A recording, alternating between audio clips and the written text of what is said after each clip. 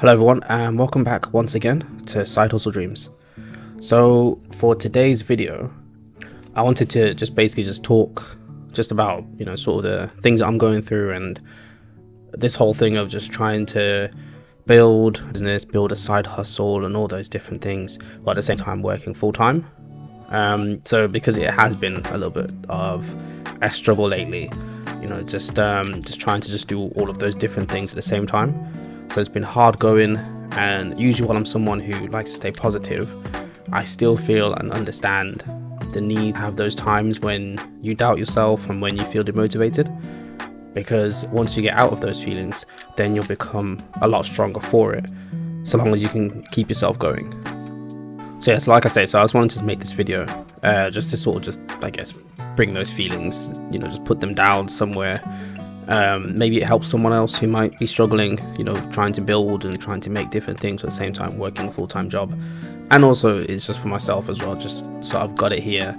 It helps to speak out your feelings, and then it can help to then figure them out and then move forward, hopefully help to bring back some motivation. So yeah, that was the reason for this video, so hopefully you like it. So my main goal out of everything is to have freedom. So for me, freedom is linked to financial freedom, because I live in a capitalist society, so money is a driving force for basically like everything. So which is fine, but it means that if I want to live free, then I'm gonna have to play the game and build my own wealth. So this doesn't mean that I need to become rich, and this is where the second meaning of what freedom means to me comes in, and that's the freedom to choose. So I want to be able to wake up in the morning and choose what I want to do that day. Even if this isn't every day, if I can wake up and have a choice most of the week and not have to worry about, bills being paid or rent and mortgage, etc., then I'm happy. So that for me is freedom. The power to be able to wake up and decide to go to the beach, for example, or, wake up and decide to just watch Netflix and just rot on the couch. So I understand we have weekends for that, but it would be nice to just sort of reach a point in my own life where I have more weekend days than working days. So what I mean by that is I work part-time basically. I have enough money coming in that I can choose to work part-time and not have to worry about bills being paid, because I've got money coming in from other different things, or I've got enough money saved up that I'm just chilling anyway. But to be able to live that life, that's my dream. That's freedom to me. But rich isn't the driving force. It's just having enough money in the bank so that you're not beholden to your current position in life. So if I want to change jobs, I can do that without having to worry about where next month's pay is coming from. If I was to be let go from a company, for example, then I wouldn't be in a panic as to worrying about how I'm going to pay my bills, as to worrying about where money's going to be coming from. So if I ended up in a situation where I couldn't work anymore, for example, as well, then I wouldn't also have to worry about keeping a roof over my head. So that, to me, that's what that freedom of choice is, to be able to make those choices where I don't have to work full time and I'm still happy. Or if I can't work for whatever reason, I'm still fine. So that to me is freedom. The freedom of choice and the freedom of peace of mind, which is my third point on what freedom is to me. So freedom of peace of mind, or the freedom to think clearly, is something that I think is overlooked quite a bit. But this comes with the territory of less stress and of just, that feeling of just bliss and being able to just get through life and be chilling. So to be able to wake up in the morning and your first thought not being, I have to make a credit card payment today, or I'm low on food in the house but I barely have enough money in the bank, or I'm not feeling well today and I could do with a rest day but I can't because I can't take another day off work. So these are the type of thoughts that I think worry so many different people. But to be able to reach the point where you don't have to worry about those things, that can be true happiness for a lot of people. And this doesn't have to come from being rich. It can just come from having enough money coming in that you're able to save a bit each month, and you manage to squirrel away some money that you have a safety net if things do get bad. So it can come from just having enough money coming in from a secondary source of income, like a small business or a side hustle, so that you aren't reliant on just one paycheck. So all of this is to say that in my own life, I'm currently in the position of where I work a full 9-to-5 job. while I'm also working a side hustle and also just trying to grow my own small business as well. So I'm also trying to get monetized on YouTube and potentially maybe TikTok as well, but I'm not really too sure how TikTok works. So it's just something I'm also just trying as well to just sort of help build that future of freedom. And it is hard work, you know. So I never shirk away from hard work, but when you've been doing it for over a period of time, it can start to become a bit draining, especially when you have to keep yourself motivated, even when you feel like you aren't really making much progress. So having to wake up early each morning, so I'm usually up at like 7, 6:30, sometimes 6 a.m, just so I can have enough time to make my YouTube videos, either it's writing a script or doing recording or doing the editing. Then in the evening as well, if I've got energy and time, I'll also hop back on and do some more work. On the weekends, I'm doing the same thing again. So it does start to get draining. So start having to put time into your craft and then going to work, coming home, going to bed late because you put time into your craft. Like I said, working on the weekends because so many missed days can start to snowball. And with more free time on the weekends means more time to work on your craft. So all of it is just working on your craft, basically. It can be nice to romanticize the struggle, see yourself as the starving artist, even though you do have enough money to pay your bills, debts, and be okay for the rest of the month. But either way, it's still a lot of hard work. Whether you do have the money to pay for bills and, you know, sort of get by, or whether you don't, you know, it can still be hard work either way. So the tiredness and exhaustion you feel is self-inflicted. You have no one to blame but yourself. However, that isn't always such a bad thing. Because of this, you have to hold yourself accountable. So you cannot look to anyone and be like, you made me do this. You have to look inward and realize that you made yourself do this. And here's the funny thing. So I took a break from doing side hustles and growing my business last year. I felt drained and felt like I needed the break. And it was just an enjoyable break, just a nice time away from everything. And I had so much more time for friends and family and to just do other things. I played more video games, spent a lot more time outside, got more rest, and generally just felt a lot happier. So it makes you wonder, why not just carry on living like that? Maybe doing all of this extra work just isn't for you. But here's the thing, that's only one half of the story. And I realized this greatly when I started doing the extra work again. So you see, I always had the intention to get back on it, basically. I knew that I wanted to build a small business, create and work on side hustles, and do what I could do to make another form of income. So once my break was over, and at that time I gave myself until the end of the year, which was about 4 months, because I started doing it, I think it was about August. That was when I decided I'm going to take a break, because it was summer as well. And I was like, you know what, I just want to just enjoy my summer. I'm going to take a break for the rest of the year and then get back on it in January 2025. So when I did get back on it, I quickly realized how nice the break was. Now my life was waking up tired, having to motivate myself every day, having to create a schedule and stick to it, having to turn down certain things because I had work to do, having to make sacrifices like, you know, playing less video games or spending less time watching Netflix, or not being able to go out with as many people. I was getting less sleep because I slacked off and didn't work until late, having to give up weekend time so I can squeeze out some extra work. It is hard going, but I realized just how rewarding this all is. Like, for example, recording is one of the things that I think I struggle with the most. So writing the script and doing the editing, I enjoy those bits, and I enjoy the recording as well, but I enjoy those bits, and I think I'm, you know, starting to learn and get better with those. But recording is something that I still struggle with a little bit, and I think that just comes with confidence. That just comes with being okay speaking in front of a camera and speaking into a microphone. But it does still make it like a little bit difficult, you know, hearing myself back.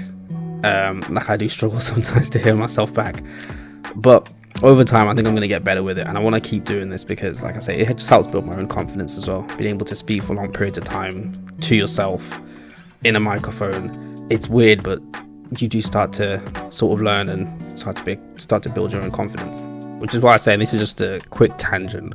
But for anyone who wants to, you know, sort of start just doing anything like this, you know, just start, because while it is nerve-wracking to begin with, in the beginning you're probably not going to have anyone watch your stuff anyway, so you can be making it for yourself.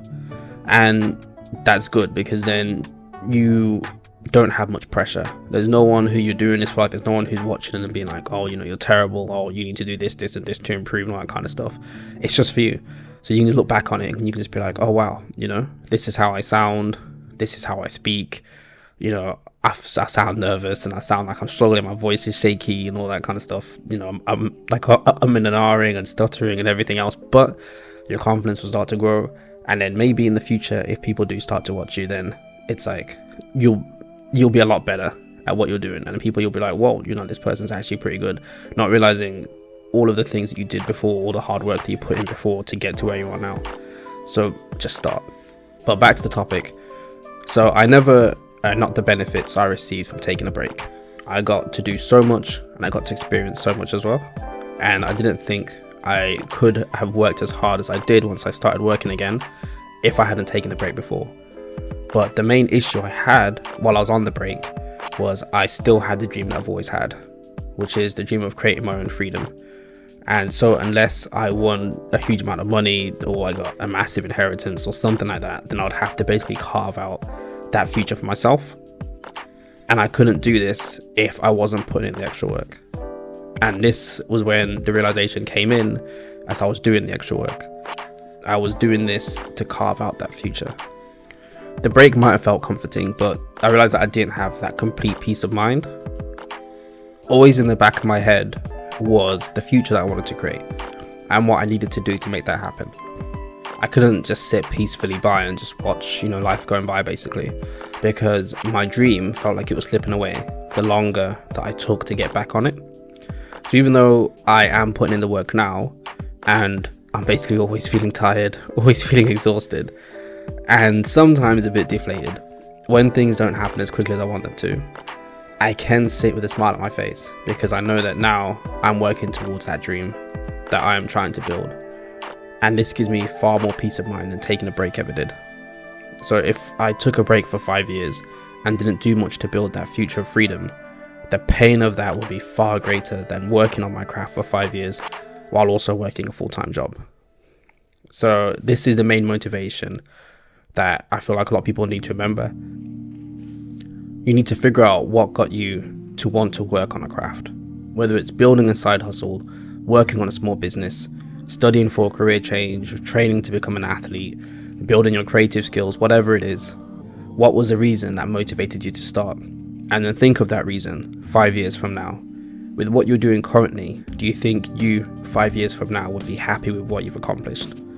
Are you working on your craft consistently to the point of where 5 years from now, you're happy with the work that you've done? Even if you aren't successful to those around you, as long as you're successful to yourself, then at the end of the day, that's all that matters, because you're the only one who knows the work that you put in. Like, only you're the only one who knows about all of the sleep you missed, all of the missed hangout sessions, all of the events and functions that you couldn't go to, all of the personal time you sacrificed to dedicate more time to your craft. You're the only one who knows that. So for the people around you are like, oh, you've been doing this for months or years or whatever, and you still, you know, haven't done X, Y, Z, you know, you still haven't made it, you still haven't been successful. Everyone has their own level of what successful is. And like I said, you're the only one who knows everything that you've had to sacrifice to get to where you are. So you wouldn't want to just drop all that and be like, you know what, I haven't made it, screw it, I'm not going to carry on. Because then everything that you've done before was for nothing. At least if you dropped out because of other people. If you dropped out for yourself because you wanted to start something new or go into something else, so you just felt this wasn't for you anymore, then that's fine. But if you dropped out because other people kept telling you to do it, and because other people are like, you're not going to make it, then it might be like, oh, I was still interested in this, but because of everyone else around me, I'm now just going to stop doing it. Then I feel like then everything that you've done before was for nothing, because you could have carried on. You know, you still had the choice to carry on, especially if you enjoy it. Then there's no point in stopping just because the people are telling you to stop. If you enjoy it, keep going. If you're not harming anybody, and if this is a future that you want to build, then keep doing it. So to live this way might sound like punishment to some people, but it might also sound like you're doing too much and that life is meant to be enjoyed. And that's true, life is meant to be enjoyed, but which is why you have to find enjoyment in building your craft. You have to find enjoyment in, you know, missing that sleep and in missing those events and in missing that personal time. You have to find the enjoyment in the things that you're doing when you're missing those times, so that it doesn't make it too bad. You know, it's like you don't feel like this is all just a sacrifice and it is all negative. You have to find the positives so you can motivate yourself and keep yourself going. So I'm a firm believer in the sentiment that we're only on this earth once. So why would you have a dream and not work towards it? There is no redo. So if you don't work on your dream now, then when will you? Sadly, there is no option to put your dreams on the back burner in this life and then work on them in the next. It's either this life or none. And I'll just finish with this. So I know that everyone's situation is different, and some people are content working a 9 to 5, 5 days a week. That's absolutely fine. You know, I'll never knock anyone for just doing what they enjoy doing. And then having their free times themselves, you know, that's fine. You know, for a lot of people, that sounds very nice. And I don't knock that at all. Everyone has different priorities and everyone's life situation is different. For some people, they have so much going on in their life that chasing their dreams is the least of their worries. So I'm fortunate enough that I don't have a crazy number of responsibilities yet. So I don't have children, I don't really have a mortgage. The only thing I have is rent that I'm paying, but I don't have any big payments that I need to make, or I don't have any massive responsibilities that I need to cater for. So because I have more opportunity to work on my future, well, ultimately, I want to be able to be as lazy as I can in my future, which is why I'm putting in the work now. But I have those opportunities to be able to work on it now before those responsibilities come in. So that's why I'm putting in more work now, and that's why I'm making those sacrifices now, so that when those responsibilities do come in, I've already built the foundation and I can sort of keep working on them and cater them around my responsibilities. So tell me, what's your definition of freedom, and what dreams are you trying to achieve? I wish everyone the best in whatever it is that you're trying to do, and remember, we only live once. So if you have the opportunity to chase your dreams, then do what you can to go after them. And thanks for watching.